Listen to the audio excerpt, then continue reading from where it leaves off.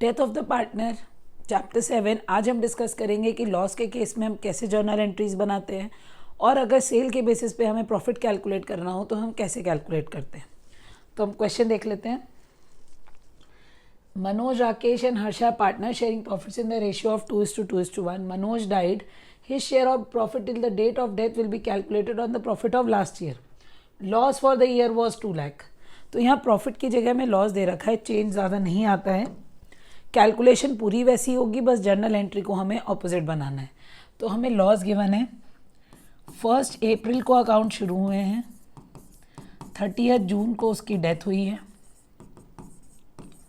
3 महीने का हमें कैलकुलेट करना है। तो हमें दे रखा है 2 लाख इंटू मनोज का शेयर है 2/5 इंटू 3/12। तो ये आ गया 1 लाख और इसे 5 से डिवाइड करेंगे तो ये आ जाएगा 20,000। तो हमें प्रॉफिट और लॉस पता चल गया है। अब हम कैलकुलेट करेंगे, जर्नल एंट्री बनाएंगे। जर्नल एंट्री बस ऑपोजिट बनेगी। क्या हो जाएगी हमारी जर्नल एंट्री इस केस में? Manoj capital account debit to profit and loss suspense account, being loss transfer to deceased partner.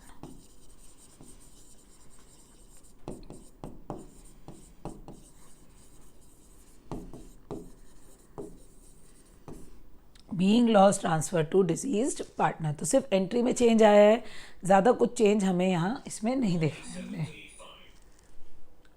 Dinkar, Navita and Vani are partner sharing profit and losses in the ratio 3:2:1। Navita died on 30 June. Her share of profit till the date of death will be calculated on the basis of sales. तो अब हमें sales method का पढ़ना है question. Which was 6 lakh, the rate of profit is 10% on sales. अब इस question में हमें प्रॉफिट लॉस निकालना है, पर प्रॉफिट लॉस निकालना है हमें on the basis of sales, हमें कैलकुलेट करना है। तो on the basis of sale हमें प्रॉफिट का रेट गिवन है, दैट प्रॉफिट का रेट होता है हमारा 10%। तो हम सेल बेसिस पे कैलकुलेट करते हैं इसे। सेल बेसिस पे हम इसे कैलकुलेट करेंगे तो हमें पता है कि हमारी जो सेल है वो 6 लाख है। तो सेल की वैल्यू हमें गिवन है, सेल की वैल्यू है हमारे पास 6 लाख और प्रॉफिट है 10% ऑन सेल्स। तो इसका 10% हम कैलकुलेट करेंगे तो हमारा प्रॉफिट आ जाएगा। दैट मीन्स प्रॉफिट कितना हो गया? 60,000। पर अगर ये सेल पूरे साल की है तो प्रॉफिट भी पूरे साल का होगा। सेल बेसिस में हमें ध्यान रखना है कि मंथ्स लगेंगे या नहीं, क्योंकि यह सेल पूरी साल की है तो हम मंथ्स लगाएंगे। अगर सेल उतने ही पीरियड की होगी जब तक उसने काम किया तो हम मंथ्स नहीं लगाएंगे। तो हम पुट करते हैं 60,000 इंटू उसका share, Navita diet so into 2/6। Months हमें लगाने पड़ेंगे। 30 जून, दैट मीन्स 1 अप्रैल से 30 जून तक कितने मंथ्स होंगे हमारे पास? 3 मंथ्स होंगे। तो हम कैलकुलेट करेंगे 60,000 इंटू 2/6 इंटू 3/12। तो हम कैलकुलेट कर लेते हैं कितना आ रहा है, 10,000 और ये 2 से डिवाइड करेंगे तो हमारा आंसर आ जाएगा 5,000। तो हमारा जो प्रॉफिट आया है वो आया है 5,000। यहाँ जर्नल एंट्री बनाने के लिए इन लोगों ने नहीं कहा, तो हमने सिर्फ कैलकुलेट कर दिया कि 5,000 है। क्योंकि यह सेल पूरे साल की थी तो प्रॉफिट भी पूरे साल का है। अभी हम एक और क्वेश्चन करेंगे नेक्स्ट जिसमें सेल पूरे साल की नहीं होगी, तो वो चेक कर लेते हैं।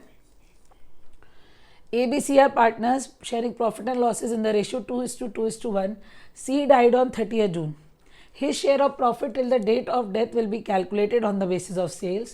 The profit and sales for the year were 1 lakh and 10 lakh. अब प्रॉफिट और सेल हमें दे रखा है 1 लाख और 10 lakh. Sales up to 30 June was 1,50,000, मतलब जब तक उसने काम किया तब तक उसकी सेल 1,50,000 थी। अब जब प्रॉफिट और सेल बेसिस पे हमें करना है, हम एक छोटी सी टेबल बनाएंगे जो आपको याद रखनी है। एक तरफ आप लिखोगे प्रॉफिट और एक तरफ लिखा जाएगा सेल्स। हर बार क्वेश्चन में हमारे पास 2 सेल होंगी। एक सेल वो होगी जिसकी वैल्यू बहुत ज़्यादा होगी, 10 लाख है, और एक सेल है जो वैल्यू है हमारे पास 1,50,000। Profit higher value of sale के सामने लिखना है। हायर वैल्यू ऑफ सेल मतलब जो सेल ज़्यादा है उसके सामने आप प्रॉफिट पुट करोगे। तो सेल यहाँ 10 लाख और 1,50,000 है, मतलब आप प्रॉफिट यहाँ पुट करोगे 1 लाख, जो सेल वैल्यू बढ़ी है। अब ये जो प्रॉफिट है ये हमें कैलकुलेट करना है। अब ये प्रॉफिट कैलकुलेट करने के लिए हम एक छोटा सा फॉर्मूला लगाएंगे। वो फॉर्मूला होता है प्रॉफिट अपॉन सेल्स। मैं एक बार दोबारा लिख देती हूँ इसे, प्रॉफिट अपॉन सेल्स। तो अब यहाँ प्रॉफिट भी है सेल भी है, तो हम फॉर्मूला लगाएंगे 1 लाख अपॉन 10 लाख। तो ये वैल्यू आ गई हमारे पास 1/10, ज़ीरो कट जाएंगे, 1/10 बचा। अब जो आंसर आएगा उससे यहाँ दूसरी वाली सेल में मल्टीप्लाई करना है। तो 1,50,000 है, इंटू 1/10 करेंगे, हमारा प्रॉफिट कितना आ गया 15,000। मैं फिर बता रही हूँ, हम छोटी सी टेबल बनाएंगे, प्रॉफिट और सेल, 2 सेल होंगी हमेशा हमारे पास, उन दोनों सेल को आपस में ऊपर नीचे लिखेंगे। प्रॉफिट एक ही होगा और प्रॉफिट उस सेल के सामने लिखना है जिसकी वैल्यू ज़्यादा होगी। हमने वो पुट किया, फॉर्मूला लगाया प्रॉफिट अपॉन सेल, तो वैल्यू आ गई हमारे पास 15,000। अब हम शेयर ऑफ प्रॉफिट कैलकुलेट करेंगे। 15,000 इंटू जिस पार्टनर की डेथ हुई है उसका हम शेयर लगाएंगे। सी की डेथ हुई है तो इंटू 1/5। अब हमें मंथ्स लगाने की ज़रूरत नहीं है। क्यों नहीं है वो देखिए, सेल्स हमें गिवन है जब तक उसने काम किया 1,50,000। जब तक उसने काम किया हमारी सेल थी 1,50,000, तो हमें मंथ्स लगाने की ज़रूरत नहीं है, हम सिंपल कैलकुलेट कर देंगे। 15,000 इंटू 1/5, ये वैल्यू आ जाएगी हमारी 3,000। क्वेश्चन में जर्नल एंट्री बनाने के लिए नहीं कहा है। अब जर्नल एंट्री बनाने के लिए नहीं कहा तो हम जर्नल एंट्री नहीं बनाएंगे। तो ये थे हमारे तीनों मेथड्स जिसमें हमने शेयर ऑफ प्रॉफिट को कैलकुलेट किया है। आगे हम इस चैप्टर के लॉन्ग क्वेश्चन स्टार्ट करने जा रहे हैं। Thank you.